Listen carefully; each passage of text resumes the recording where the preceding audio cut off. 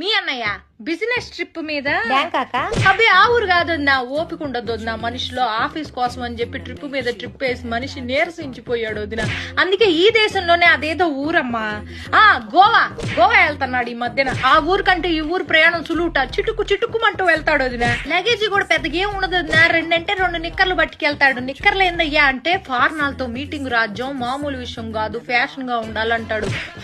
Fashion అని అల్లాడిపోతా ఉంటాడు మనిషి. ఆ ఊరు వెళ్ళేటప్పటికి ఒక్కసారి కూడా ఫోన్ కలవదు వదిన. ఎప్పుడు చూసినా స్విచ్ ఆఫ్ అని వస్తుంది. ఏందండి స్విచ్ ఆఫ్ అంటే, రాజ్యం నేను చాలా లోతెట్టు ప్రాంతాల్లో ఉంటా, నాకు ఫోన్ చేయడానికి ప్రయత్నించబాక, మీకోసమేగా ఇదంతా అంటాడు.